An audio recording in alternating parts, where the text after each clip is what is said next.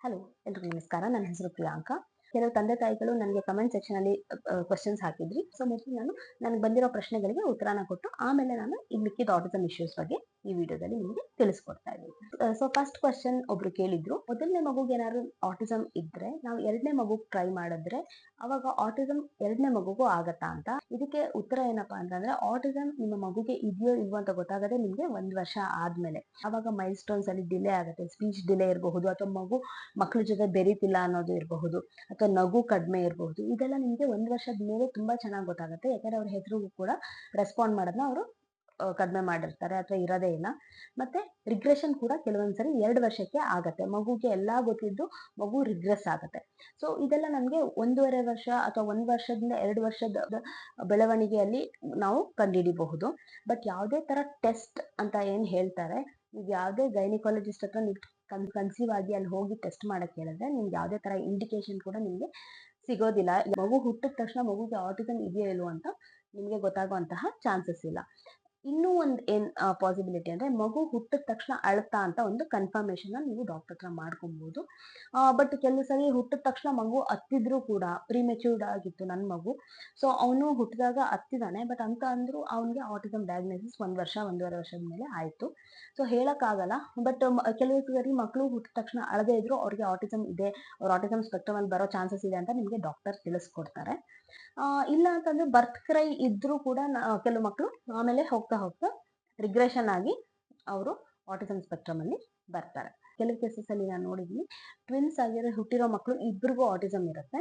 ಒಂದು mild to moderate ಇರಬಹುದು, moderate to severe ಇನ್ನೊಬ್ರಿಗೆ ಇರಬಹುದು. ಆ ತರದ್ದು ಕೇಸಸ್ ನೋಡಿದೀನಿ. ಮತ್ತೆ ಹಾಗೇನೆ ಮೊದಲನೇ ಮಗುಗೆ ಆಟಿಸಮ್ ಇದು ಎರಡನೇ ಮಗುಗೆ 3 ವರ್ಷದ ನಂತರ ಮಾಡ್ಕೊಂಡ್ರು ಕೂಡ ಆಟಿಸಮ್ ಇರೋದನ್ನ ನೋಡಿದೀನಿ.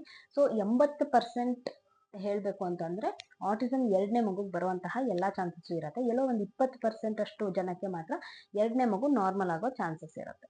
ಸೊ ಇದು ಒಬ್ರು ಕೇಳಿದ್ರು, ಸೊ ಅದಕ್ಕೆ ಉತ್ತರ ಕೊಡ್ತಾ ಇದ್ದೀನಿ. ನಿಮ್ಗೆ ಉತ್ತರ ಸಿಕ್ಕಿದೆ ಅಂತ ಅನ್ಕೋತೀನಿ. ನೆಕ್ಸ್ಟ್ ಇಂಪಾರ್ಟೆಂಟ್ ಟಾಪಿಕ್, ಇನ್ನೂ ಒಂದು ಕ್ವಶನ್ ಯಾರೋ ಕೇಳಿದ್ರು, ಸುಸು ಮತ್ತೆ ಪಾಟಿ ಟ್ರೈನಿಂಗ್ ನ ಹೇಗೆ ಮಾಡೋದು ಅಂತ. ಈಗ ನಿಮ್ಮ ಮಗು 2 ವರ್ಷ ಆಗಿದೆ ಅಂತ ಇಟ್ಕೊಳ್ಳಿ. ಆಗ ನಿಮ್ಮ ಮಗು ಸುಸು ಟ್ರೈನಿಂಗ್ ಅಥವಾ ಪಾಟಿ ಟ್ರೈನಿಂಗ್ ರೆಡಿ ಆಗಿದೆ ಅಂತ ಅನ್ಕೋಬಹುದು.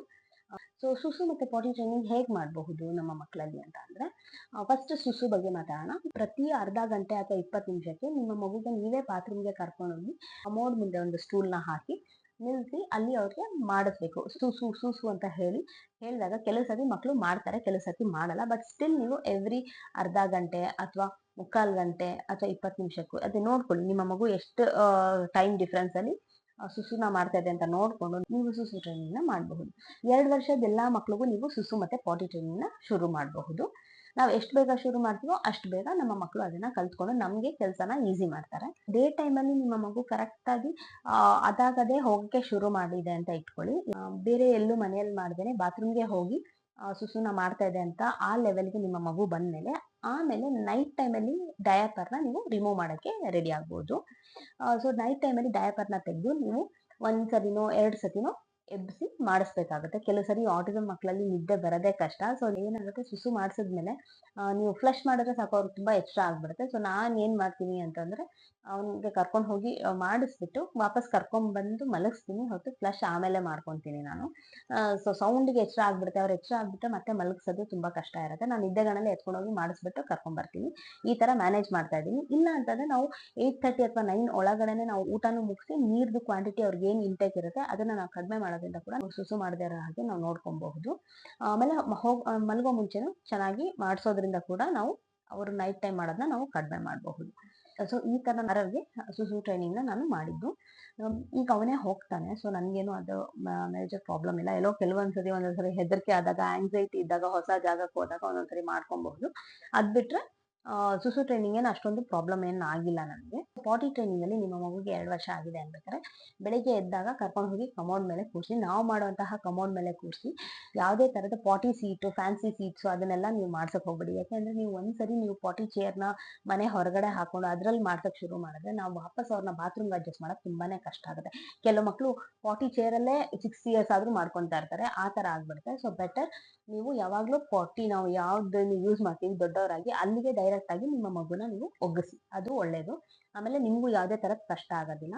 ಫ್ಯಾನ್ಸಿ ಪಾಟಿ ಸೀಟು ಮತ್ತೆ ಪಾಟಿ ಚೇರ್ಸ್ಗೆಲ್ಲ ನೀವು ದುಡ್ಡು ಇನ್ವೆಸ್ಟ್ ಮಾಡೋದ್ರಿಂದ ಅದೆಲ್ಲ ವೇಸ್ಟ್ ಅಂತಂದ್ರೆ ವೇಸ್ಟ್ ಇನಿಷಿಯಲಿ ನಮ್ಗೆ ಅದು ಅವ್ರು ಅದ್ರಲ್ಲಿ ಮಾಡ್ತಾರೆ ಅಂತ ಆದ್ರೂ ಆಮೇಲೆ ಹೋಗ್ತಾ ಹೋಗ್ತಾ ಅವರು ಡೈರೆಕ್ಟ್ ಬಾತ್ರೂಮ್ ಹೋಗಿ ಅವ್ರಿಗೆ ಅಲ್ಲಿಗೆ ಅಡ್ಜಸ್ಟ್ ಮಾಡೋದು ಕೂಡ ನಮ್ಗೆ ಕಷ್ಟ ಆಗ್ಬಿಡುತ್ತೆ. ಕೆಲವು ಸಲ ಏನಾಗುತ್ತೆ, ನೀವು ಪಾಟಿ ಸೀಟಲ್ಲಿ ಮನೆಯಲ್ಲಿ ಎಲ್ಲಾದ್ರೂ ಫ್ಲೆಕ್ಸಿಬಿಲಿಟಿ ಇರಲಿ ಅಂತ ಹಾಲಲ್ಲಿ ಕೂರಿಸ್ಬಿಟ್ಟು ಪಾಟಿ ಚೇರ್ ಹಾಕ್ಬಿಟ್ಟು ಮಾಡಿಸೋದು ಪಾಟಿನ, ಅಥವಾ ನೀವು ರೂಮಲ್ಲಿ ಹಾಕ್ಬಿಟ್ಟು ಮಾಡಿಸೋದು. ಈ ತರದ್ರಿಂದ ಮಕ್ಕಳು ಬಾತ್ರೂಮ್ ಹೋಗೋದನ್ನ ಕಡಿಮೆ ಮಾಡ್ತಾ ಬರ್ತಾರೆ. ನೀವು ಯಾವಾಗ ಸಡನ್ ಆಗಿ ನೀವು ಬಾತ್ರೂಮ್ ಹೋಗಿ ಮಾಡು ಅಂದ್ರೆ ಅಲ್ಲಿ ಹೋದಾಗ ಮಕ್ಕಳು ಮಾಡೋದೇ ಇಲ್ಲ ಪಾಟಿನ.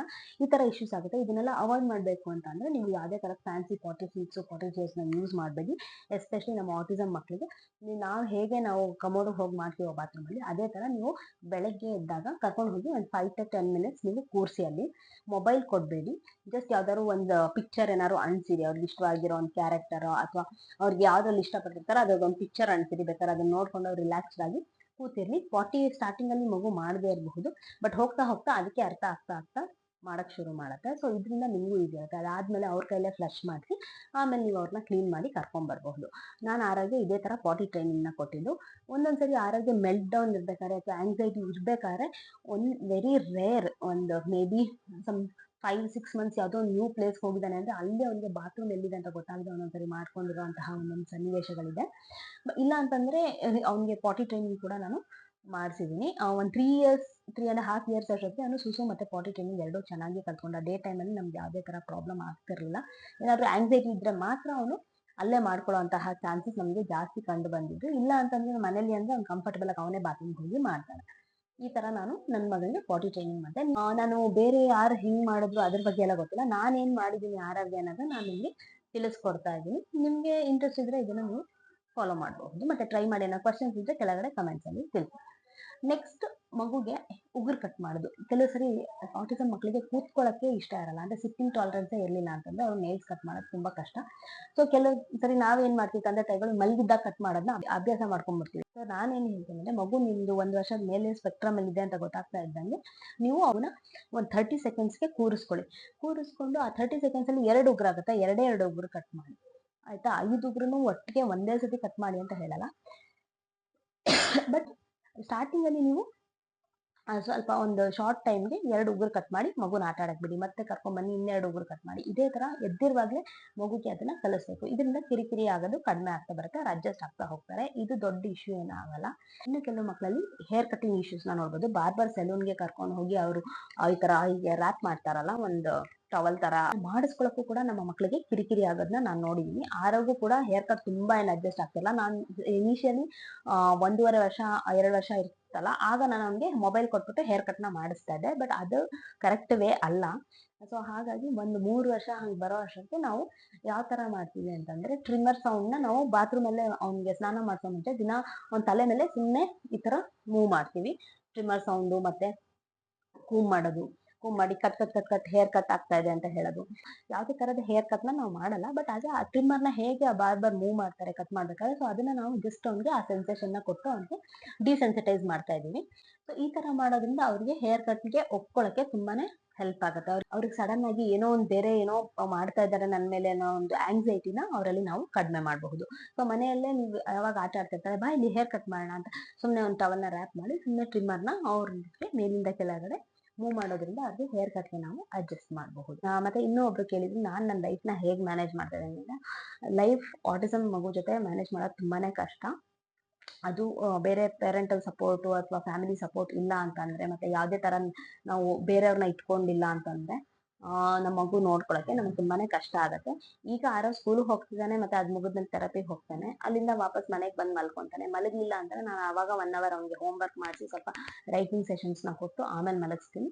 ಅದಾದ್ಮೇಲೆ ಸಂಜೆ ಎದ್ಮೇಲೆ ಮತ್ತೆ OT ಆಕ್ಟಿವಿಟೀಸ್ನೆಲ್ಲ ಮಾಡಿಸಿ ಆಮೇಲೆ ನಾನು ಅವನಿಗೆ ಓರಲ್ ಆಕ್ಟಿವಿಟೀಸ್ ಮಾಡಿಸಿ ಊಟ ಮಾಡಿಸಿ ಹೋಮ್ವರ್ಕ್ ತರ ಮತ್ತೆ ಇನ್ನೂ 1 hour ರೈಟಿಂಗ್ ಸೆಷನ್ ಮತ್ತೆ ಲರ್ನಿಂಗ್ ಸೆಷನ್ ಇಟ್ಕೊಂಡು ಅಕಾಡೆಮಿಕ್ಸ್ ವೈಸ್ ಕಲಿಸ್ಬಿಟ್ಟು ಮಲಗಿಸ್ತೀನಿ.